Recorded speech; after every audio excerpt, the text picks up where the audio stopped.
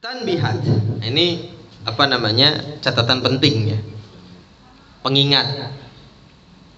Aduha yang pertama, anna ikhraja sholati an waqtiha, sesungguhnya mengeluarkan sholat dari waktunya atau mengakhirkan sholat dari waktunya. Kita datang waktu sholat, kita abaikan sampai keluar waktu sholat ya, nanti mengakhirkan waktu sholat dari waktunya. Bila udhrin, tanpa ada uzur, hukumnya min akbaril kabair, hukumnya termasuk dosa yang paling besar di antara dosa-dosa besar ya, termasuk dosa yang paling besar di antara dosa-dosa besar. Jadi mengeluarkan waktu sholat, mengeluarkan sholat dari waktunya termasuk dosa yang paling besar di antara dosa-dosa yang besar. Al-muhlikah, yang membinasakan. Fayajibu ala man fawwattaha bi ghairi udhrin al-qada'u, maka wajib bagi orang yang meninggalkan sholat tanpa udzur al-qada', wajib mengqadanya fauron, seketika ya. Jadi kalau kita meninggalkan sholat dengan sengaja tanpa ada udzur, maka qadanya wajib seketika. Di mana ada waktu, wajib kita qada langsung. Assalamualaikum teman-teman, berjumpa lagi dengan saya di sini di channel Bang Mo.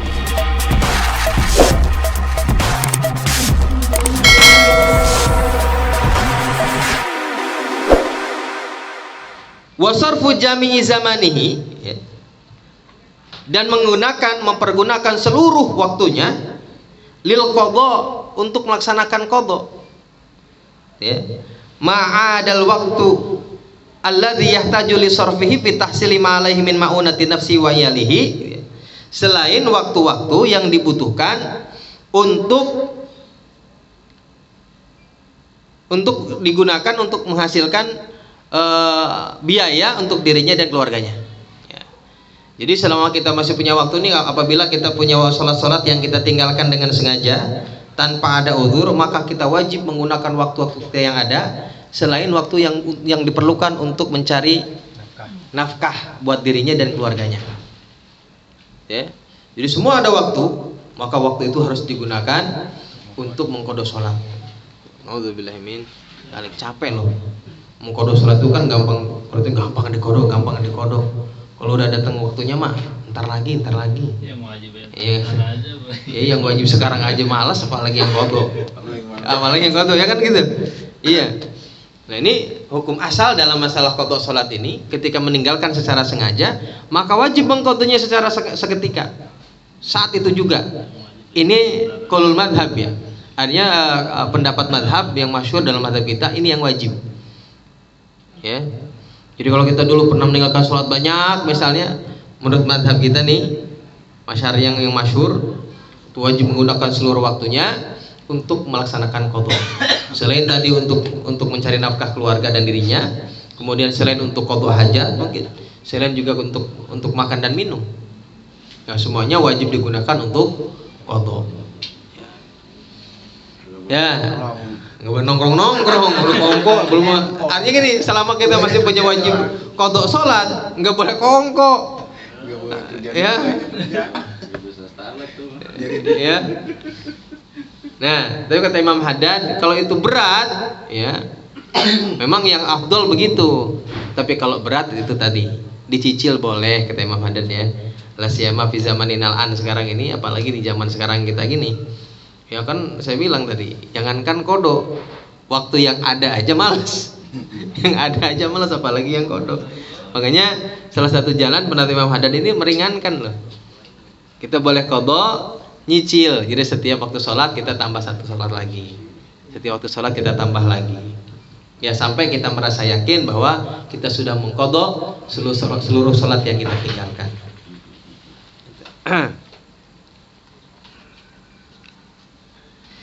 Wa kama yahrumul ikhraj anil waqti yahrumu taqdimuha anhu amdan. Sebagaimana katanya haramnya mengakhirkan sholat dari waktunya. Wa kama yahrumul ikhraj anil waqti, sebagaimana diharamkan mengeluarkan sholat dari waktunya, yahrumu taqdimuha anhu amdan, juga haram mendahulukan sholat dari waktunya secara sengaja ya. Jam 11 bukan sholat duhur aja nih, saking buru-buru ya kan? Nah, ya, kalau mengakhirkan sholat dari waktunya haram, begitu juga mendahulukan sebelum waktunya. Haram wala yan akid, haram dan tidak sah. Haram dan tidak sah. Ini belum waktunya udah sholat. Aku tentang sebelum malas Kerajinan. Ya. Jadi harus sudah masuk waktu sholat. Saya nyata jam 11 ajan. Tidur kali ajan. Berarti yang bisa lain aja nanti yang ada. Kopur itu mah. Maghrib Iya dulu. jam 11 ajan. Lagi puasa. Guru-guru saya nyata ini mah. Nah, itu yang pertama. Jadi yang pertama, mengeluarkan sholat dari waktunya tanpa ada uzur, maka hukumnya wajib mengqadha seketika. Ya. Dan kalau misalnya punya banyak sholat yang ditinggalkan dengan sengaja tanpa ada uzur, maka wajib menggunakan seluruh waktunya selain untuk mencari nafkah, ya, untuk mengqadha sholatnya. Wasaniha yang kedua, anna sholata tajibu awal waktu, bahwa sesungguhnya sholat wajib awal waktu. Wajib awal tajibu awal waktu wujuban musian, yang mana kewajibannya kewajiban yang luas. Memang awal waktu wajib, tapi meluas, artinya boleh entar-entar.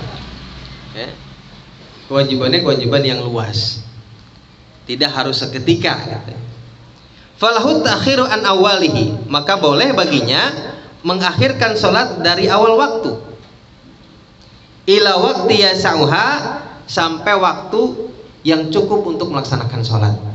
Jangan sampai mepet banget, biar kata boleh, jangan sampai mepet banget. Kalau sholat butuh 5 menit sampai 3 menit sebelum waktu keluar waktu sholat baru sholat, nah ini mah haram. Ya, ini mah haram. Malam yadun fautuha, selama tidak mengira akan kehilangan waktu sholat. Ya. Bisyartil azmi ala fi'liha fihi, dengan catatan, dengan syarat dia harus berniat, ya, harus punya niat untuk melaksanakan sholat di dalam waktunya. Entar boleh mah boleh aja, ya. Tentu konsekuensinya adalah kehilangan waktu fadilah. Ya. Memang waktunya wajibnya di awal waktu, tapi waktu wajibnya ini adalah wajib yang luas, artinya boleh dientar-entar sampai kira-kira waktu sholat jangan sampai mepet keluar. Ya, kalau sampai tidak mencukupi waktu sholat, maka sudah masuk waktu haram. Walaupun kalau sebagian waktu sholat dapat 1 rakaat di dalam waktu masih disebut ada. Ya, misalnya kita baru 1 rakaat, udah keluar waktunya, tetap sholat kita disebut sholat ada. Adaan tetap tidak jatuh qadha, tetapi itu sudah masuk ke dalam hukum haram karena waktu yang dilaksanakan dalam sholat waktu haram. Ya. Kan ada fadilahnya, waktu pertama waktu fadilah, yang kedua waktu ikhtiar, waktu jawaz, ada sampai waktu yang dimakruhkan. Ya. Ya, bisa mungkin kita melaksanakan sholat di awal waktu.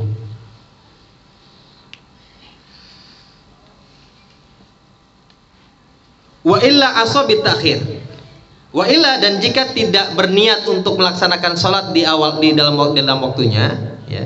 Jika tidak punya niat untuk melaksanakan sholat dalam waktunya, maka dianggap maksiat. Bitakhir, karena sudah mengakhirkan sholat.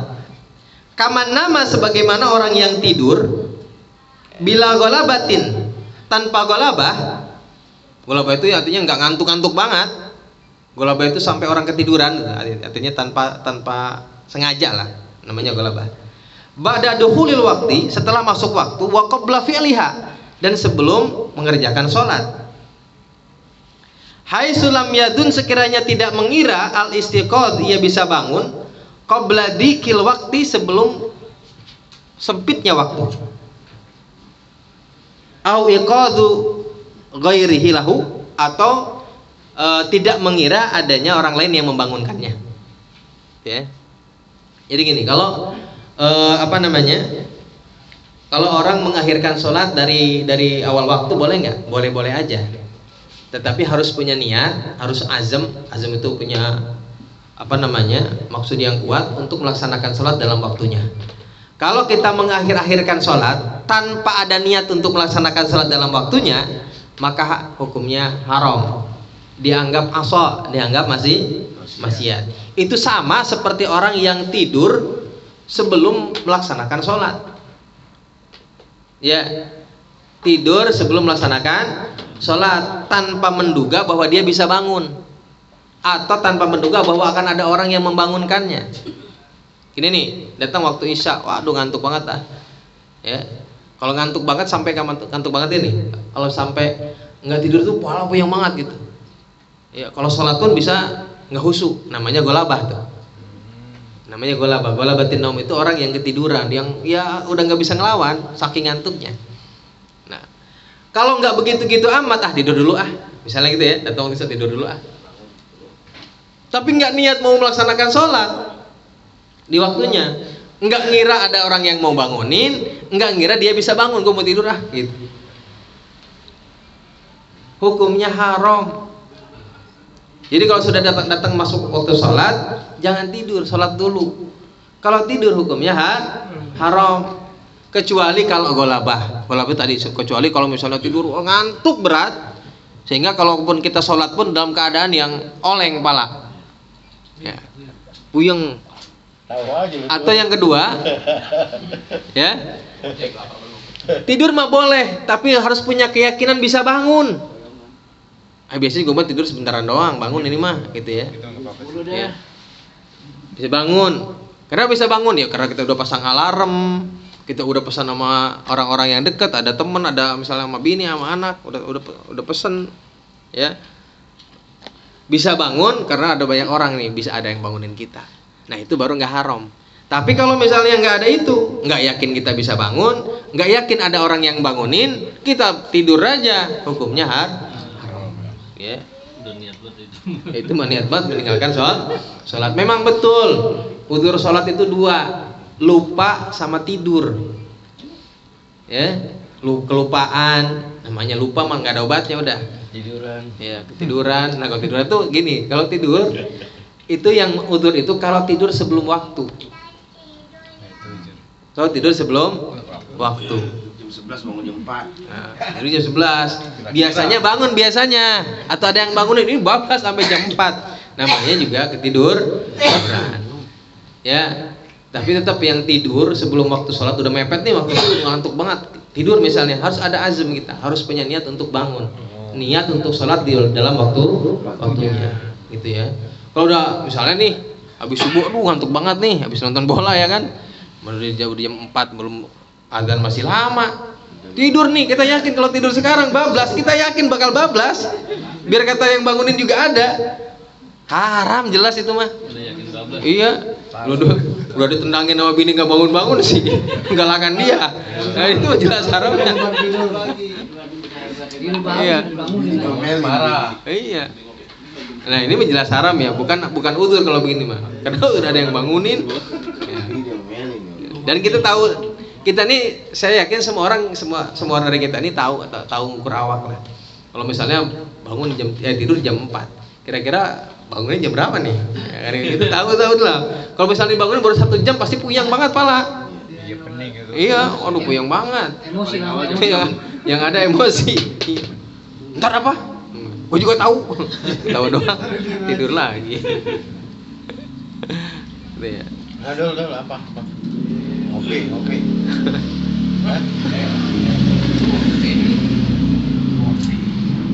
Wasalisuha. Nah, yang ketiga, anna fadilata awalal waqti, adapun fadilah awal waktu, tahsulu biistighalihi bi asbabis shalah. Itu bisa diperoleh biistighalihi dengan menyibukkan dirinya bi asbabis shalah, dengan sebab-sebab salat. Kataharatin misalnya menyibukkan diri dengan bersuci, ya. Wasitrin kemudian menutup aurat pakai baju, ya. Awalal waktu, pada awal waktu, summa yusolliha kemudian sholat, ya.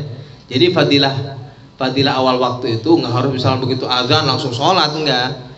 Nah, termasuk juga bisa dihasilkan ketika datang waktu sholat, kita sudah bebersih, siap-siap, pakai baju segala macam, nah itu termasuk. Jadi toharoh kita, kemudian pakai baju kita ini termasuk kita akan melaksanakan sholat di awal waktu. Sudah dapat pahala fadilah awal waktu sholat, gitu ya. Warabi'uha, yang keempat, ya. Annahu yundabu takhiru sholati an awalil waktu. Bahwasanya disunnahkan mengakhirkan sholat dari awal waktu. Sunnah nih. Oh, tadi katanya harus awal waktu. Ini sunnah mengakhirkan. Ya, belum telat. Ya. Disunnahkan mengakhirkan sholat dari awal waktu. Liman tayaqqana jama'atan. Bagi orang yang yakin ada jamaah, asna'ahu di tengah-tengah waktu sholat. Ya. Misalnya kalau di awal waktu nih nggak ada jamaah, nggak ada teman sholat. Tapi kalau di tengah-tengah nanti nih biasanya banyak orang di musola, ya, maka sunnah mengakhirkan sholat kita sampai adanya jamaah. Artinya ini sunnah mengakhirkan waktu sholat ini kalau yakin ada jamaah. Ya, kalau nggak yakin ada jamaah sih, ya jangan akhir-akhir. Sunnahnya di awal waktu. Wa in fahusyat ta'khir. Walaupun katanya mengakhirkannya banget, malam ya dikil waktu, selagi tidak sempit waktunya. Ya, kalau misalnya duhur dari jam 12 sampai jam 3 nih, walaupun mengakhiri waktunya sampai jam 2 atau setengah 3 nggak apa-apa. Yang penting memang yakin adanya jamaah. Tetapi jangan sampai kebangetan, jangan sampai sempit banget. Jam 3 kurang 10 menit belum sholat juga. Gitu ya, jangan sampai mepet banget, maksudnya jangan sampai mepet banget. Sekalian asar. Satu wudu, dua sholat. Ya, makanya kalau di musola nih, kita datang ke musola misalnya niat jamaah, ya tungguin jamaahnya sampai ada orang 1-2 baru kita sholat. Gitu ya. Kalau tungguin udah setengah jam, sejam belum ada orang juga ya, maaf ini mah. Bablasnya kita sholat sendiri.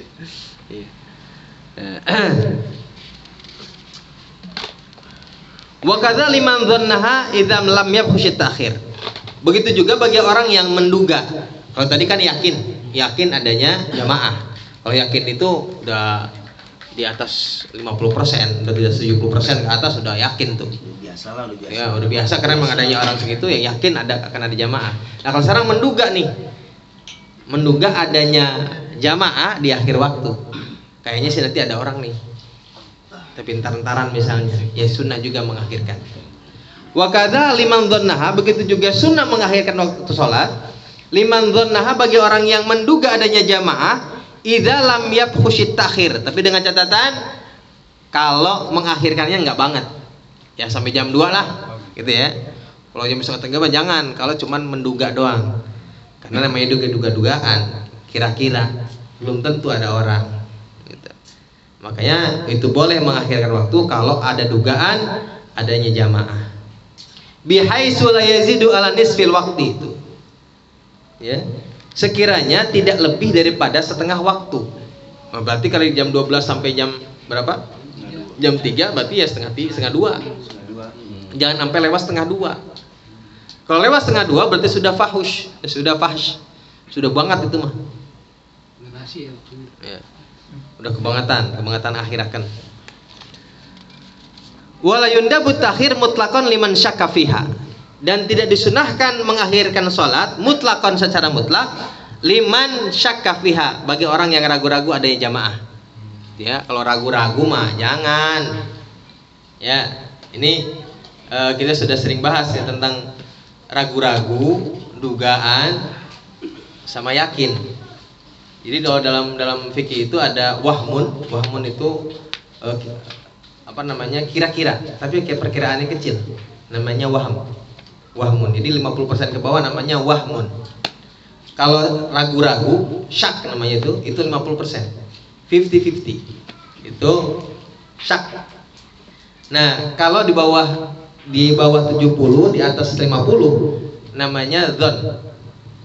Dzon itu ya 80-50 kali ya, di bawah di bawah 100 tapi di atas 50, namanya dugaan. Nah kalau yang yakin itu udah 90%, 100%. Yakin itu yakin itu 100%, gitu ya. Nah dalam hukum fikih, makanya kalau baru ragu-ragu jangan mengakhirkan sholat.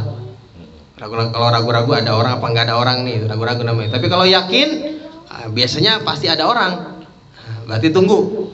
Kalau dugaan kuat, biasanya ada orang nih, dugaan kuat ya 70% ada orang. Boleh mengakhirkan tapi jangan sampai lewat dari setengah waktu sholat, gitu ya. Karena kalau sudah setengah lewat waktu sholat, berarti sudah fahash, sudah banget itu mengakhirkannya. Tidak disunnahkan mengakhirkan waktu sholat lagi, gitu ya. Jadi kalau misalnya di jamaah Kobong Google ini mau sholat isanya nanti jamaah di sini nih, ya sunnah mengakhirkan. Terus ngaji sholat jamaah di Kobong misalnya, apa daripada sholat sendirian di rumah. Gitu.